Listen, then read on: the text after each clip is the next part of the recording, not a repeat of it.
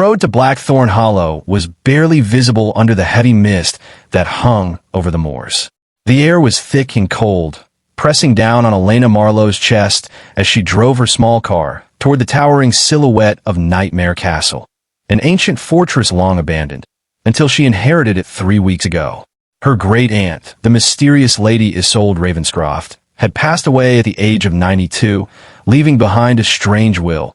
The castle would belong to Elena, but only if she stayed there for 7 nights. If she left before then, everything, property, land, wealth, would be forfeited. At first, Elena thought it was some eccentric test of courage, a ghost story meant to scare away the greedy. But standing before the towering gates, with their rusted iron bars and gargoyle carvings, she wasn't so sure anymore. The wind moaned through the stone corridors like a whispering soul, and every shadow seemed alive. Still, she was determined. A historian by profession, Elena found herself oddly drawn to the mystery. The castle had always fascinated her family, a place spoken of in hushed tones, as if the walls themselves were listening. She carried her suitcase through the creaking front door, and the smell of dust, candle wax, and cold stone filled her lungs. Inside, the grand hall rose 3 stories high. Portraits of grim-faced ancestors stared down from their frames. A chandelier, thick with cobwebs, hung precariously overhead, and at the far end of the hall stood a staircase, massive, twisting upward into shadow. A single note lay on the table beneath a flickering candle. It read, in elegant handwriting, "Welcome home, my dear. The castle remembers." Elena frowned. "Remembers?" she murmured aloud, feeling a chill creep down her spine. That night the storm came. Rain lashed the windows, and thunder cracked over the moors. Elena tried to sleep in a master bedroom, but kept waking to the sound of footsteps above her. Heavy, deliberate. She checked the rooms one by one. Empty. When she returned, she saw something written in the dust of the mirror. "Do not trust the portraits." Her breath caught. She wiped the words away, her heart pounding, convincing herself it must have been her imagination. But when she turned, she could have sworn one of the painted faces had changed. The eyes of Lady Isolde seemed to follow her. The next morning, she explored the castle's west wing, a maze of rooms long forgotten.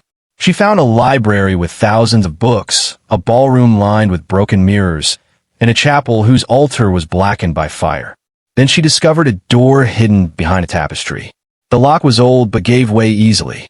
Inside, she found a small bedroom, neat, untouched, as though its owner had just stepped out.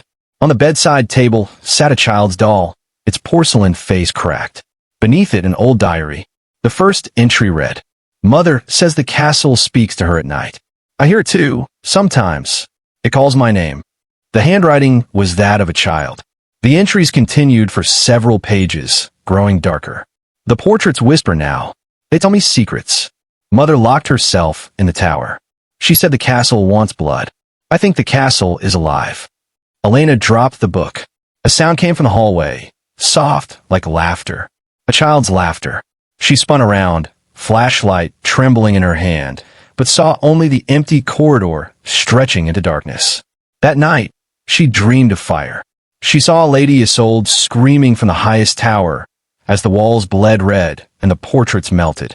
She woke up drenched in sweat, her heart hammering. The candle on her bedside table was lit, though she hadn't lit it. And the whisper came again, soft, feminine, echoing from nowhere and everywhere at once. "You shouldn't have come here, Elena." By the third night, Elena's resolve began to crack. She heard knocking inside the walls, doors slamming when no one was near, and shadows that didn't belong to her. She started recording the strange occurrences with her phone. At midnight, she heard piano music coming from the ballroom. She followed the sound and saw a woman in a black gown playing a grand piano. Her hair was silver white, her back turned. "Lady Isolde?" Elena whispered. The woman stopped playing. Slowly, she turned her head, her face pale, hollow, and eyes black as ink. "Welcome home, my dear," the figure said.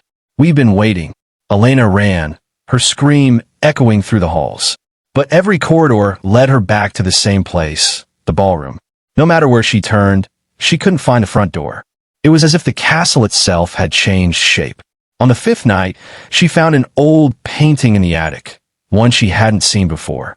It showed the castle surrounded by fire, and in the foreground stood a woman who looked exactly like her. Beneath it, an inscription read, "The curse passes through blood." Elena's hands shook. Could it be true? Was she trapped in her ancestors' curse? The diary mentioned the tower, the same one she'd seen in her dreams. She decided to go there. With trembling hands, she climbed the spiral staircase, each step echoing through the dark. At the top, she found a heavy wooden door bound by chains. She broke the rusted lock and stepped inside. The room was circular, filled with broken mirrors and old candles burned down to stubs. At the center was a pentagram carved into the stone floor, and in the middle of it lay a skeleton in a tattered black gown. As she stepped closer, the air grew colder. The candles flickered to life, one by one, until the entire room glowed red. The skeleton began to move, bones creaking, head lifting, and a hollow voice filled the air. "You should have left, Elena. Now you belong to the castle too." The walls began to tremble. The mirrors shattered. Faces swirled in the reflections. Lady Isolde, the child, and dozens of others, screaming silently. Elena stumbled backward, clutching her head as whispers filled her mind. "Stay. Stay with us. We are family." She screamed and ran for the stairs. Behind her, the tower door slammed shut. She tripped, tumbling down the steps, landing hard at the base. The whispering stopped. When she opened her eyes, it was morning. Sunlight streamed through the windows. The castle was silent again. Had it all been a dream? That evening, Elena packed her things. She'd lasted 6 nights. One more, and she could leave forever. But something deep inside told her the castle wouldn't let her go. As she stepped outside to load her car, she froze. The iron gates were closed, chained from the inside. And on the stone wall, written in crimson letters, were the words, "One more night, my dear." She turned to run back inside, but the door slammed shut behind her. The candle in the hall flickered to life again, and Lady Isolde's voice echoed faintly from the darkness. "Welcome home, Elena." The camera of her phone, still recording from the night before, caught her final scream as the lights went out. When the villagers came a week later, they found the castle empty. But in the main hall hung a new portrait, one of a woman with terrified eyes staring out from the frame. The nameplate beneath it read, "Elena Marlowe, 2025. And if you listen closely on stormy nights, they say the piano still plays.